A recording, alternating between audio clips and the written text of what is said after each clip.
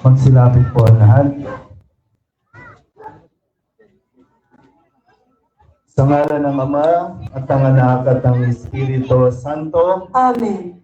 Ang pagpapala ng ating Panginoong Jesucristo, ang pag-ibig ng Diyos Ama, at ang pakikipagkaisa ng Espiritu Santo naway sumainyong lahat. At sumaiyo rin. Mga minamahal na kapatid, 5 linggo na tayong naghahanda ng sarili para sa pagdiriwang ng Pasko ng pagpapakasakit at pagkabuhay ng Panginoon. Sinikap nating unawain at tuparin ang ating pananagutan sa Diyos at sa kapwa-tao, alinsunod sa aral at halimbawa ni Jesucristo. Kaisa ng buong simbahan, sinisimulan natin ngayon ang mga mahal na araw.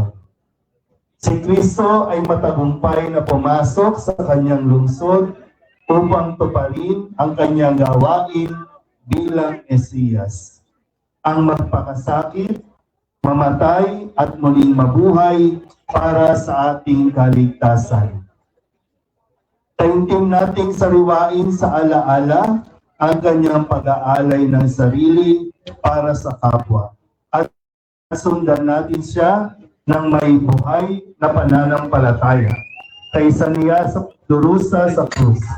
Tayo nawa ay makahati niya sa kanyang pananaig sa kamatayan at sa kanyang bagong buhay. Panalangin ng pagbabasbas ng mga palaspas. Manalangin tayo. Ama naming makapangyarihan, ang mga palaspas na ito ay iyong pagpalain at pabanalin upang sa masaya naming pagbubunyi sa Mesiyas na aming hari, siya'y aming masundan at sa pamamagitan niya'y aming sapitin ang hindi magmamaliw na lungsod ng Jerusalem na kanyang pinag-aharian, kasama mo at ng Espiritu Santo magpasawalang hanggan. Amen.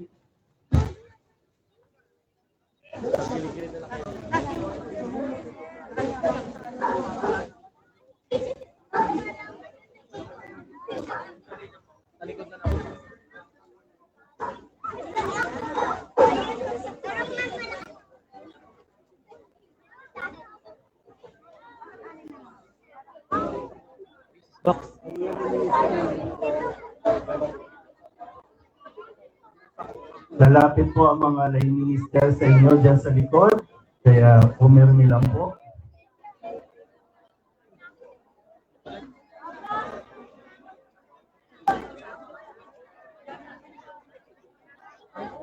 Sumainyo ang Panginoon. At sumaiyo rin. Ang mabuting balita ng Panginoon ayon kay San Mateo. Papuri sa iyo, Panginoon. Malapit na sila sa Jerusalem.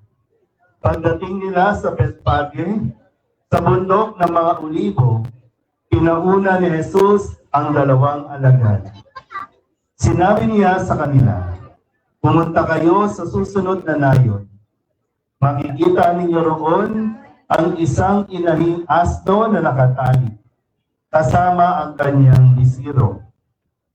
Kalagin ninyo at dalhin dito. Kapag may sumita sa inyo, sabihin ninyong kailangan ng Panginoon at hindi nakikibok iyon. Nangyari ito upang matupad ang sinabi ng propeta. Sabihin ninyo sa lungsod ng Sion, masdan mo, dumarating ang iyong hari.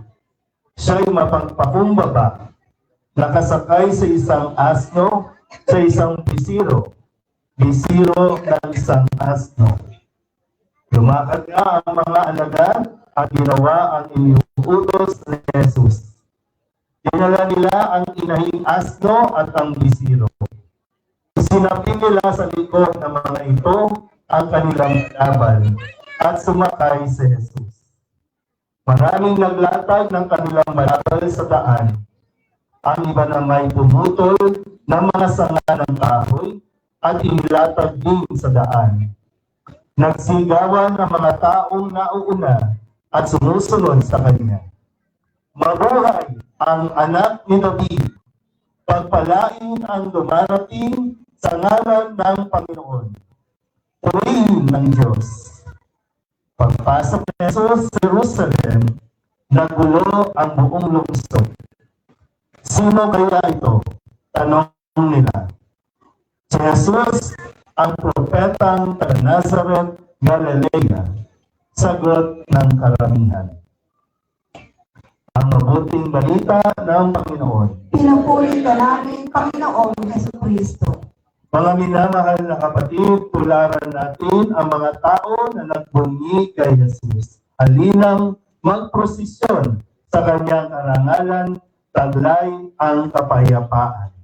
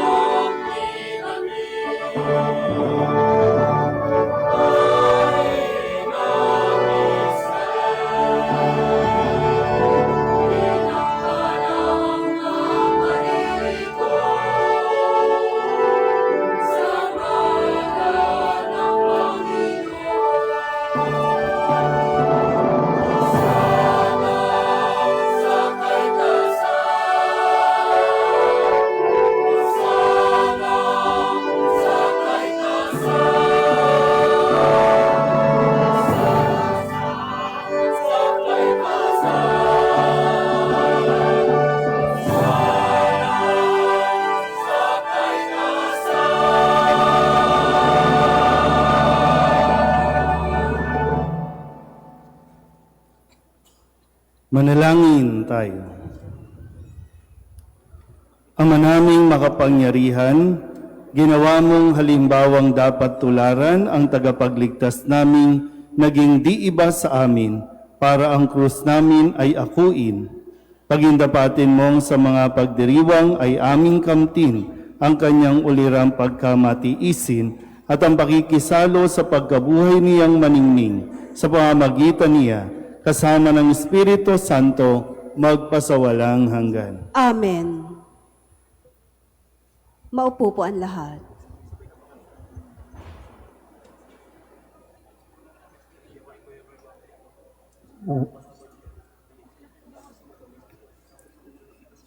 Pagbasa mula sa aklat ni Propeta Isaías. Ang makapangyarihang Panginoon ang nagturo sa akin nang sasabihin ko para tulungan ang mahihina. Tuwing umagay, kanyang binubuksan ang aking pandinig. Nananabik akong malaman kung ano ang ituturo niya sa akin. Binigyan niya ako ng pangunawa. Hindi ako naghimagsik ni tumalikod sa kanya. Hindi ako tumutol nang bugbugin nila ako. Hindi ako kumibo nang ako'y kanilang insultuhin. Pinabayaan ko silang bunutin ang buhok ko't balbas. Gayon din nang lurhan nila ako sa muka. Ang mga pagdustang ginawa nila'y di ko pinapansin, pagkat ang makapangyarihang Panginoon ang tumutulong sa akin. Handa akong magtiis na sampaling parang bato, pagkat aking batid na ang sarili ko'y di mapapahiya. Ang salita ng Diyos. Salamat sa Diyos.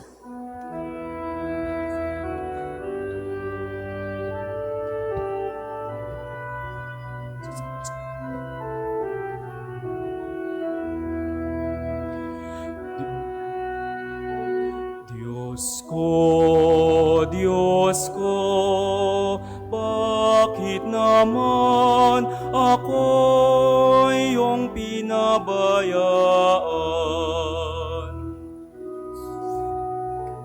Diyos ko,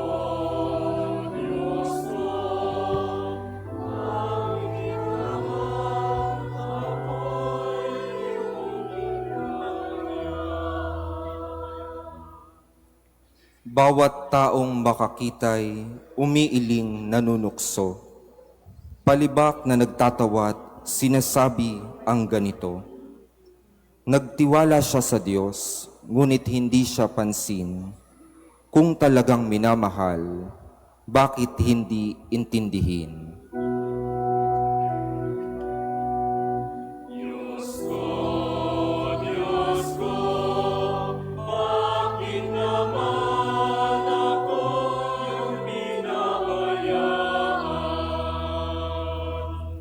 May pangkat ng mga buhong na sa aki pumalikid, para akong nasa gitna niyong asong mababangis. Mga kamay ko at paay butas sa pakong matulis. Ang buto ng katawan ko ay mabibilang sa masid.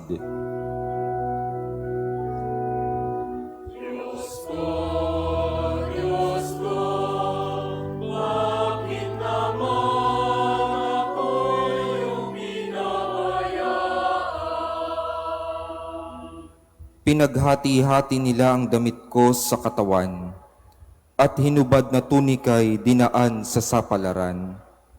Huwag mo akong ulilahin, huwag talikdan, Panginoon. O aking tagapagligtas, bilisan mo ang pagtulong.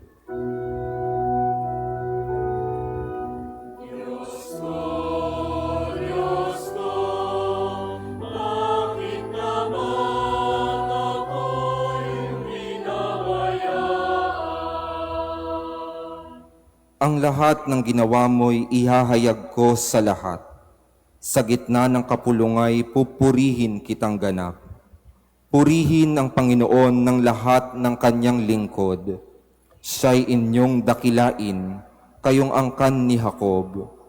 Ikaw bayan ng Israel, ay sumamba at maglingkod. Diyos ko, bakit naman ako'y lumina? Diyos ko, bakit naman ako'y pinabayaan?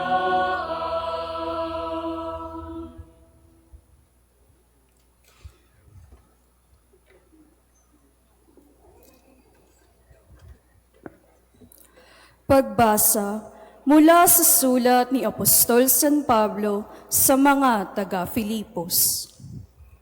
Si Kristo Jesus, bagamat siya'y Diyos, ay hindi nagpilit na manatiling kapantay ng Diyos. Bagkus, hinubad niya ang lahat ng katangian ng pagka-Diyos. Nagkatawang tao at namuhay na isang alipin. Nang maging tao, siya'y nagpakababa at naging masunurin hanggang kamatayan. Oo, hanggang kamatayan sa krus. Kaya naman, siya'y itinampok ng Diyos at binigyan ng pangalang higit sa lahat ng pangalan. Ano pat ang lahat ng nilalang na nasa langit, nasa lupa, at nasa ilalim ng lupa ay maninilukhod at sasamba sa Kanya.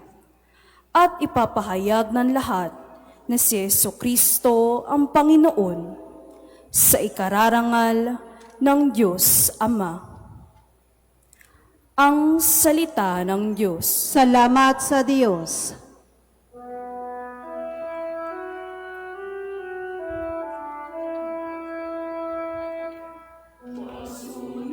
Sunurin Cristo Jesus, lagay ng buhay sa krus, kaya pinakila ng Diyos, binigyan ng alang tampok, sa langit at sansinuko.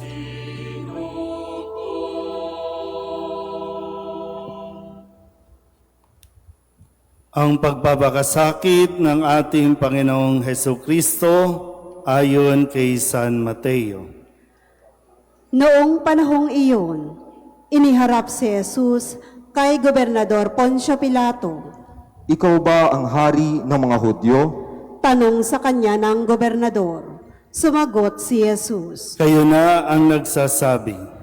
Ngunit nang paratangan siya ng mga punong saserdote at ng matatanda ng bayan, hindi na siya sumagot.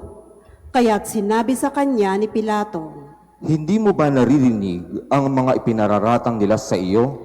ngunit hindi sumagot si Jesus gaputok-man, kaya't nagtaka ang gobernador.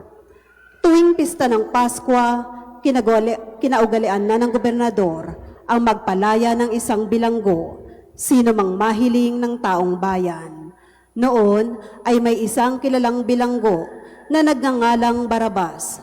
Kaya't nang magkatipon ng mga tao, tinanong sila ni Pilato, Sino ang ibig ninyong palayain ko? Si Barabas o si Jesus na tinatawag na Kristo?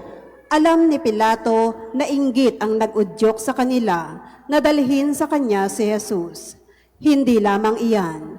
Samantalang siya'y nakaluklok sa hukuman, nagpasabi sa kanya ang kanyang asawa. Huwag kang makialam sa taong iyan na walang kasalanan, sapagkat kagabi pinahirapan ako ng aking panaginip tungkol sa kanya. Ang mga tao na may sinulsulan ng mga punong saserdote at ng matatanda ng bayan, nahilingin kay Pilato na si Barabas ang palayain at si Jesus ay ipapatay. Muli silang tinanong ng gobernador, Sino sa dalawa ang ibig ninyong palayain ko? Si Barabas po!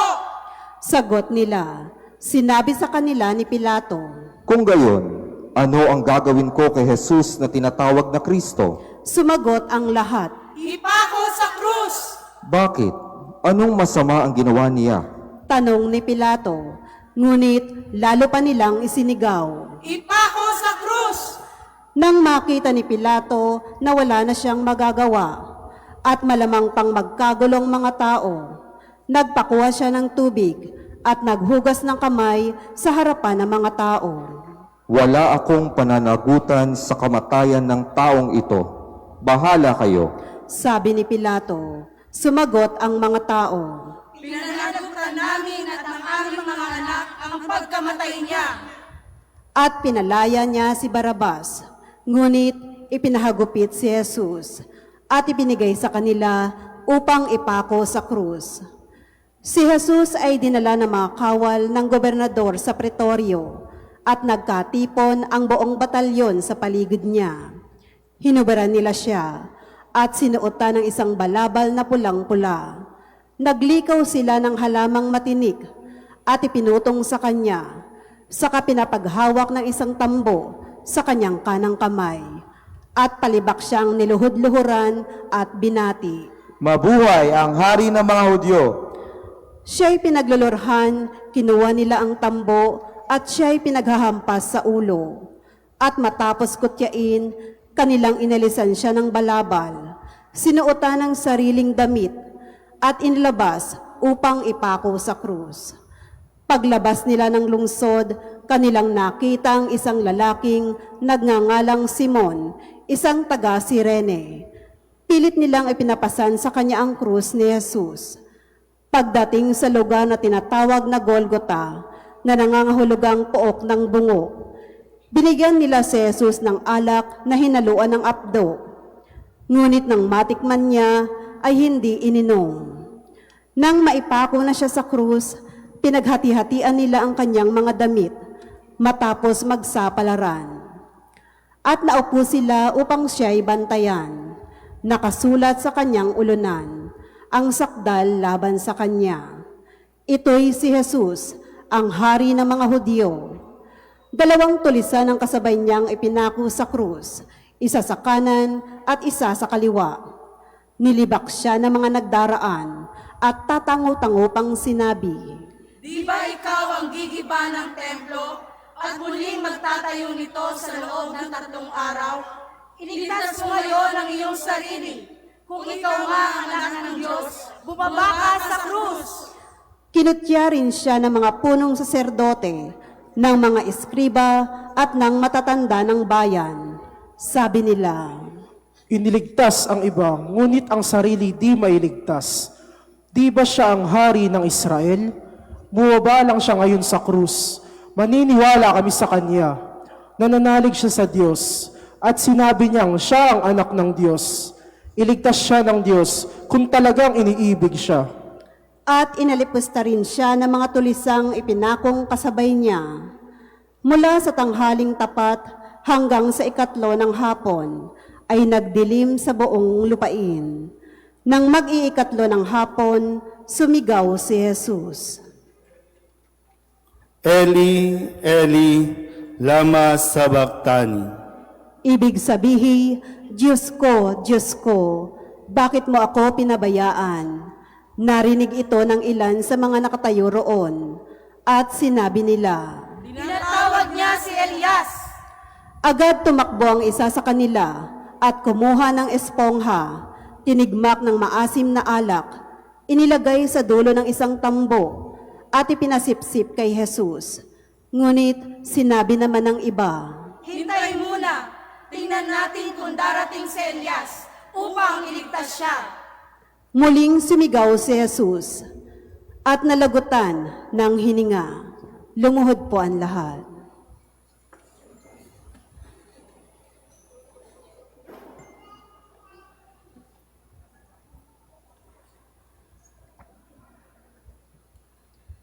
Tumayo na po ang lahat.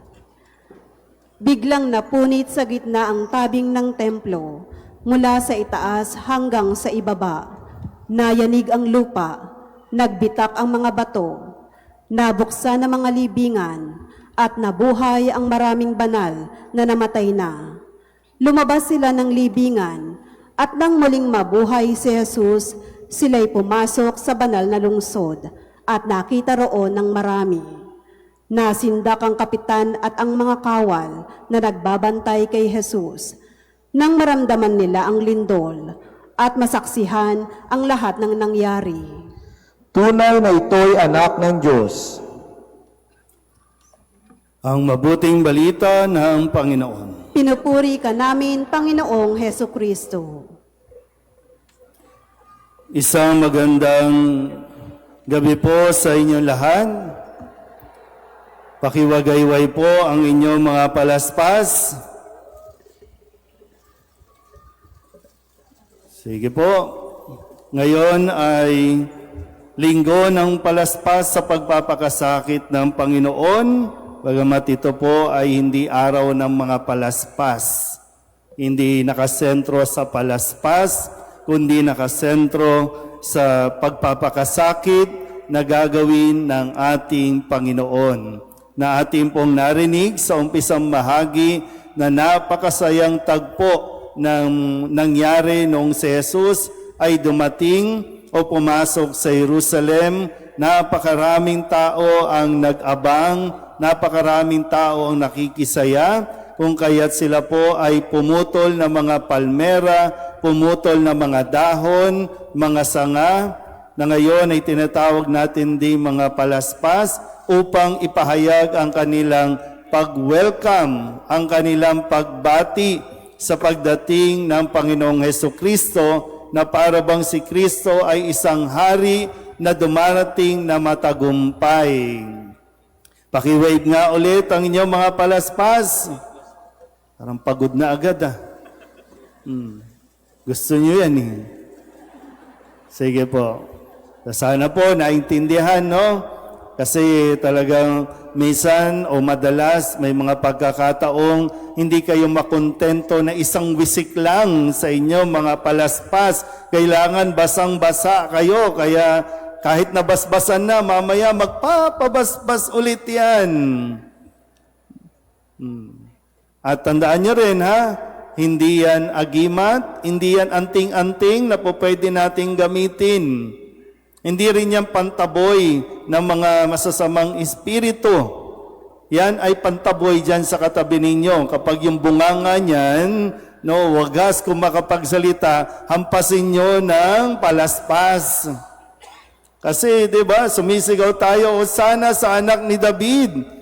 Purihin ang dumarating. Si Kristo ang ating hari. Yun ang lumalabas sa ating bibig. Kaya lang pagkadating o pagkatapos ng araw na ito, yung mga bunganga na naman natin, Uy, Mari, alam mo ba latest?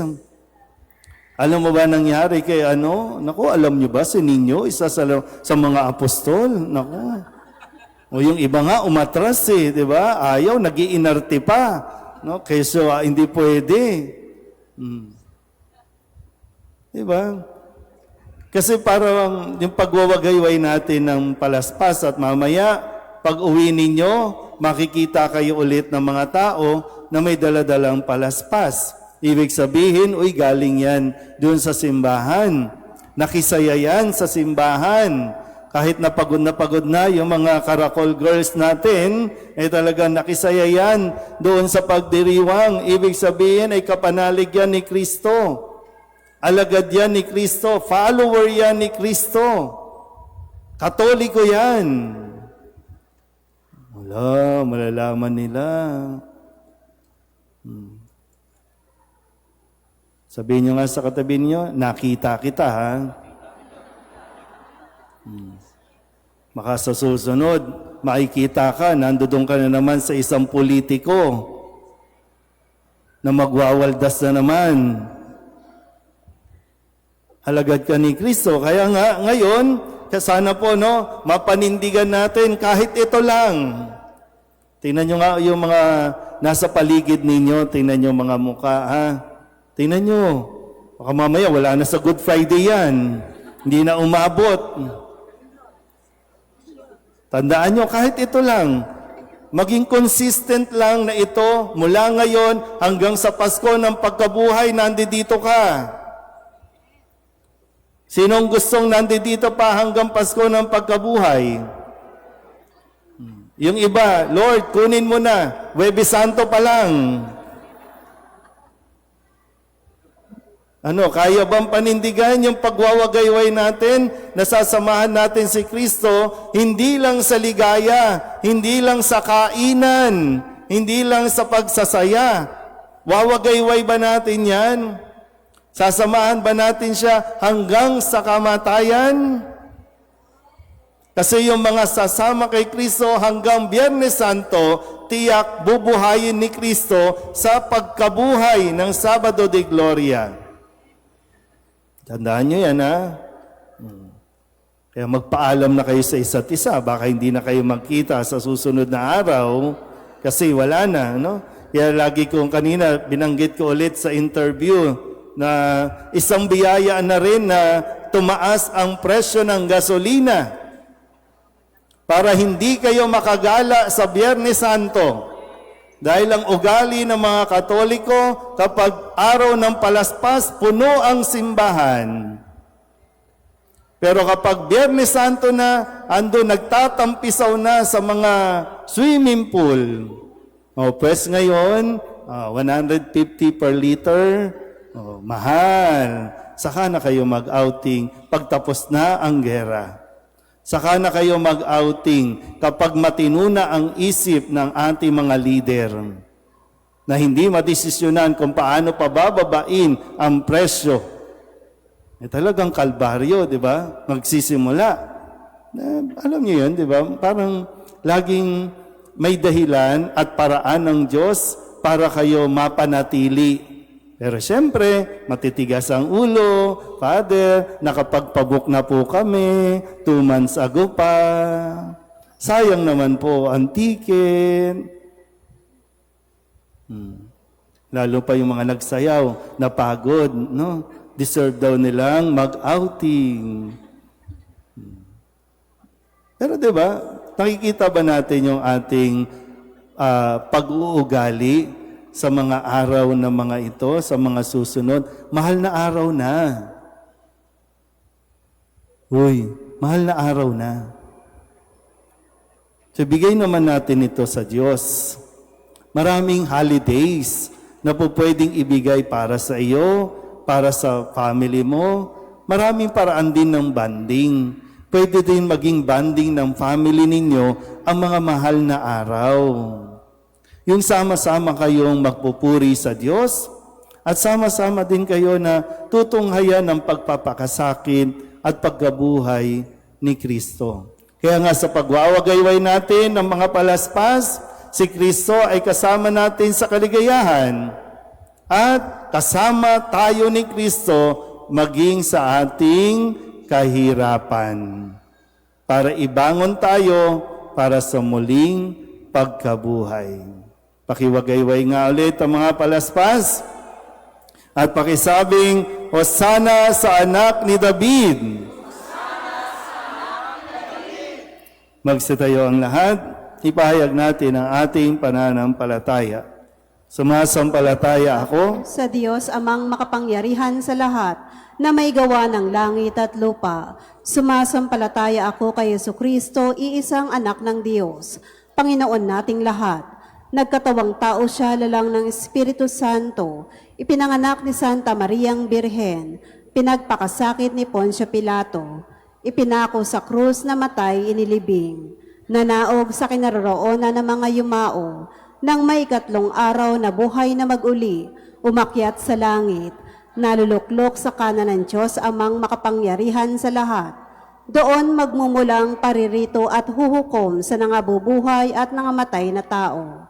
Sumasampalataya naman ako sa Diyos Espiritu Santo, sa banal na simbahang katolika, sa kasamahan ng mga banal, sa kapatawaran ng mga kasalanan, sa pagkabuhay na muli ng nangamatay na tao, at sa buhay na walang hanggan. Amen. Mga kabatid, buong kababaang loob nating itaas sa ating Ama sa langit ang ating mga panalangin at alang-alang sa pagpapakasakit at kamatayan ni Jesus, Manalig tayong diringgin niya ang ating panalangin, ang ating itutugon. Panginoon, sa iyong awa, dinggin mo kami. Panginoon, sa iyong awa, dinggin mo kami.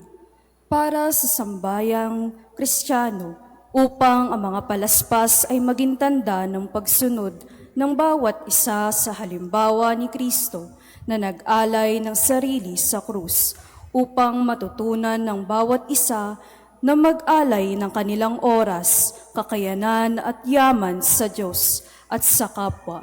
Manalangin tayo sa Panginoon. Panginoon, sa iyong awa, dinggin mo kami. Para sa buong daigdig, upang mabatid ng lahat ng tao na walang tutunguhan ng pagkakamakasarili at matatamo lamang ang tunay na kagalakan sa pakikipagkapwa at pagtulong sa kapwa. Manalangin tayo sa Panginoon. Panginoon, sa iyong awa, dinggin mo kami. Para sa mga may sakit, naghihirap at naghihingalo, upang ang pagpapakasakit at pagbuhos ng dugo ni Kristo ang maghatid sa kanila ng paghilom, kapayapaan at bagong lakas. Manalangin tayo sa Panginoon. Panginoon, sa iyong awa, dinggin mo kami. Para sa ating pamayanan, upang piliin nating lumakad kasama si Kristo, manatiling kasama niya sa panalangin, tumayo tayo sa paanan ng krus, upang sa huli ay magkasalo tayo sa kagalakan at kaligtasan ng muling pagkabuhay. Manalangin tayo sa Panginoon. Panginoon, sa iyong awa, dinggin mo kami. Para sa mga yumao, magkasapit nawa sila sa bagong Jerusalem sa pamamagitan ng pag-aalay ng Panginoon. Manalangin tayo sa Panginoon. Panginoon, sa iyong awa, dinggin mo kami. Ama naming mapagmahal, ipinakita mo ang iyong pag-ibig sa anak mong nakabayubay sa krus. Alang-alang sa kanyang pag-aalay, dinggin mo nawa ang mga panalangin itinataas namin sa iyo. Gawin mo kaming kaisa niya upang amin siyang masundan at makisalo kami sa kanyang buhay, ngayon at magpasawalang hanggan. Amen.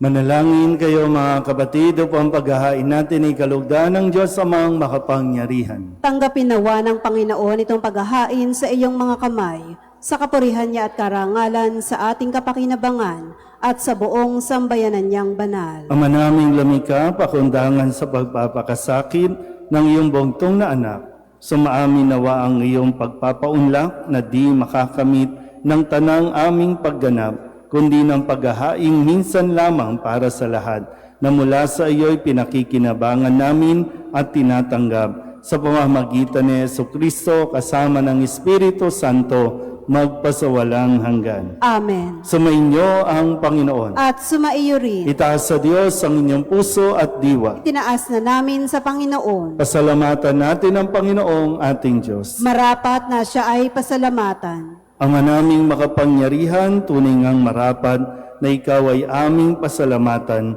sa pamamagitan ni Jesucristo na aming Panginoon. Wala siyang kasalanan, ngunit inaring salarin sa pagmamalasakit niyang kami palayain. Sa kamatayang kinasuungan namin, kaya't namatay siya upang kami buhayin. Kaya kaysa ng mga anghel na nagsisiawid ng papuri sa iyo, nang walang humpay sa kalangitan, kami nagbubunyi sa iyong kadakilaan.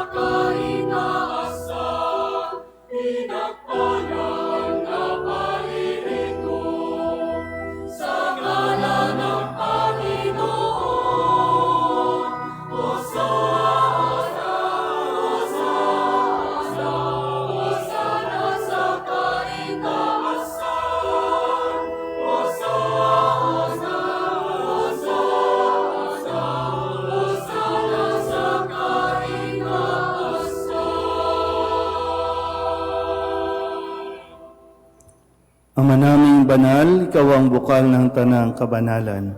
Kaya sa pamamagitan ng iyong Espiritu, gawin mong banal ang mga kaloob na ito upang para sa aming maging katawan at tugo ng aming Panginoong Heso Kristo. Bago niya pinagtiis ang kusang loob na maging handog, inawakan niya ang tinapay, pinasalamatan kaniya, pinaghati-hati niya iyon, iniabot sa kanyang mga alagad at sinabi, "Tanggapin ninyong lahat ito at kanin, ito ang aking katawan na ihahandog para sa inyo."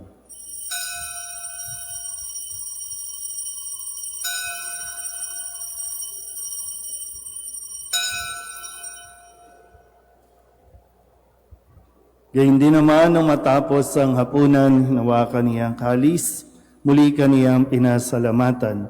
Iniabot niya ang kalis sa kanyang mga alagad at sinabi, "Tanggapin ninyong lahat ito at inumin.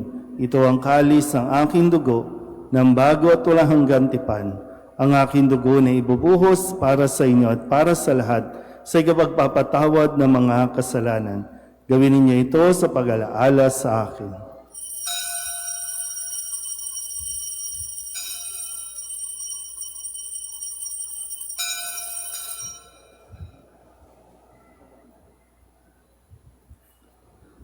Ipagbunyi natin ang misteryo ng pananampalataya.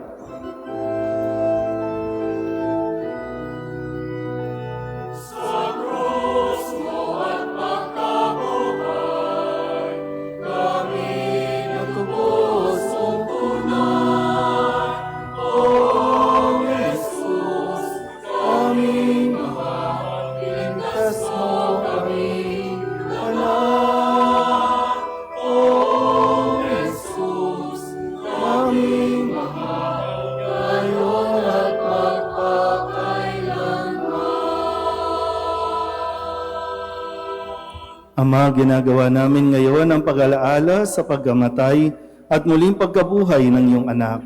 Kaya tiniaalay namin sa iyo ang tinapay na nagbibigay buhay at ang kalis na nagkakaloob ng kaligtasan. Kami nagpapasalamat dahil kami iyong minarapat na tumayo sa harap mo para maglingkod sa iyo. Isinasamo namin kami magsasalo-salo sa katawan at tugo ni Kristo ay mabuklod sa pagkakaisa sa pamamagitan ng Espiritu Santo. Amalingapin mo ang iyong simbahang laganap sa buong daigdig. Puspusin mo kami sa pag-ibig kay San Leo na aming Papa at ni Jose na aming Obispo at ng Tanang Kaparian. Alalahanin mo rin ang mga kapatid naming nahimlay na may pag-asang sila'y muling mabubuhay, gayon din ang lahat ng mga pumanaw. Kawaan mo sila at patuloyin sa iyong kaliwanagan. Kawaan mo at pagindapating kaming lahat na makasalo sa iyong buhay na walang wakas. Kaysa ng mahal na Birheng Maria na Ina ng Diyos, ng kanyang kabiyak ng pusong si San Jose. Kaysa ng mga apostol at ng lahat ng mga banal na namuhay dito sa daigdig na kalugod-lugod sa iyo, may pagdiwang nawa namin ang pagpupuri sa ikararangal mo sa pamamagitan ng iyong anak na aming Panginoong Heso Kristo. Sa pamamagitan ni Kristo, kasama niya at sa Kanya, ang lahat ng parangal at papuri ay sa iyo, Diyos Amang makapangyarihan, kasama ng Espiritu Santo, magpasawalang hanggan.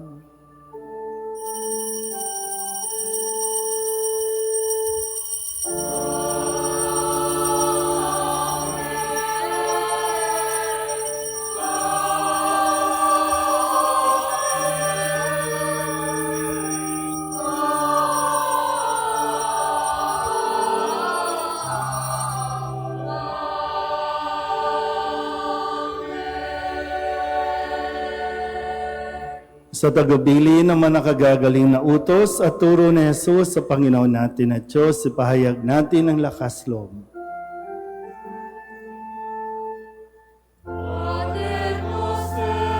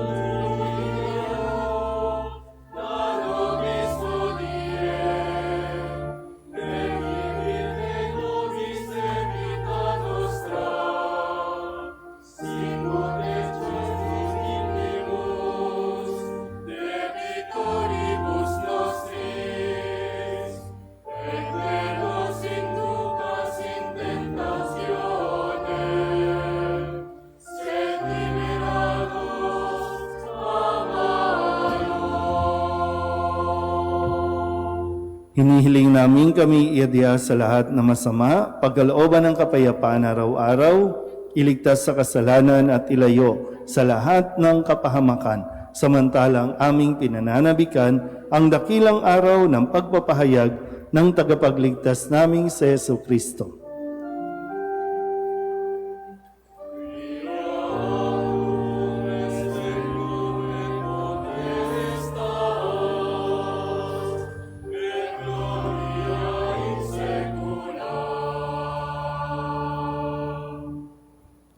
Panginoong Heso Kristo, sinabi mo sa iyong mga apostol, kapayapaan ang iniiwan ko sa inyo, ang aking kapayapaan ang binibigay ko sa inyo. Tunghayan mo ang aming pananampalataya at huwag ang aming mga pagkakasala. Pagkalooban mo kami na kapayapaan at pagkakaisa ayon sa iyong kalooban, kasama ng Espiritu Santo, magpasawalang hanggan. Amen. Ang kapayapaan ng Panginoon ay laging sumainyo. At sumaiyo rin. Mabigayan po tayo ng kapayapaan sa isa't isa.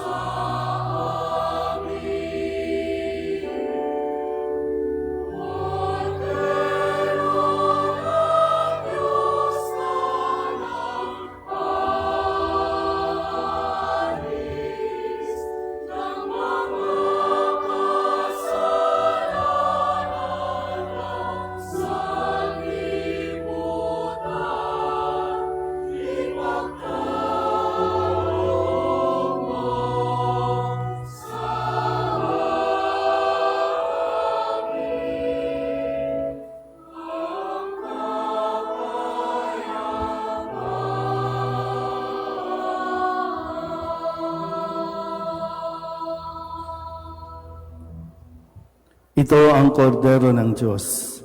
Ito nag-aalis ng kasalanan ng sanlibutan.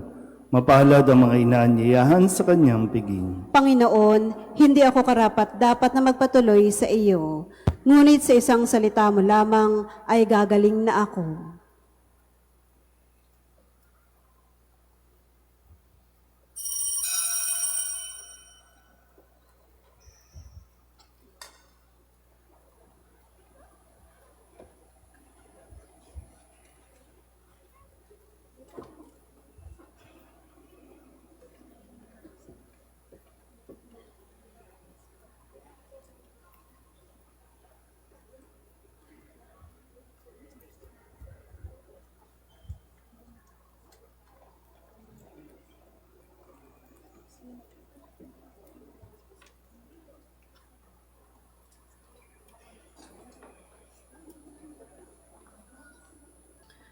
Lumuhod po ang lahat.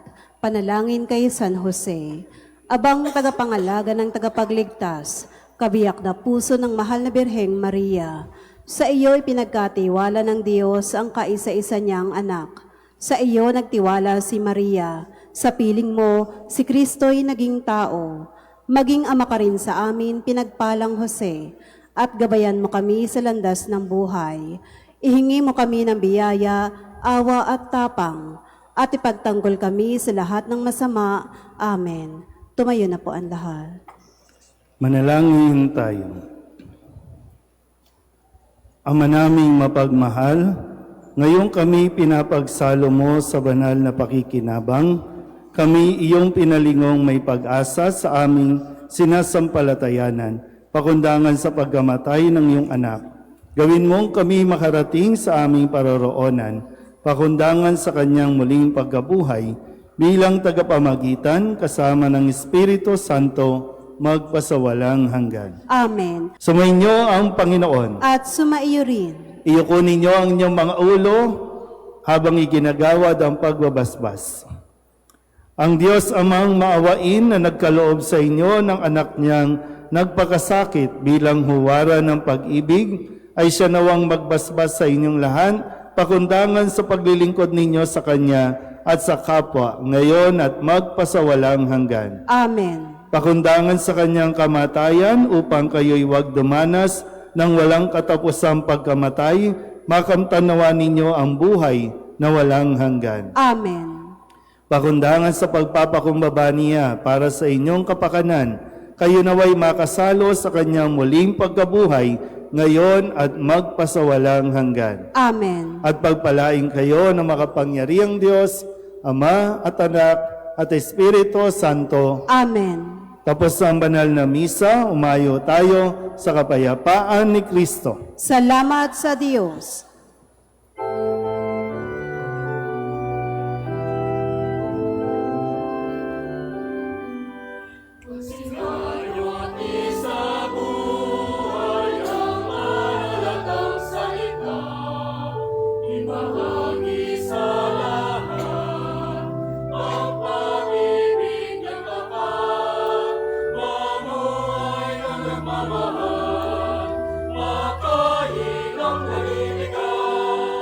Galingain mo at maging matuwid.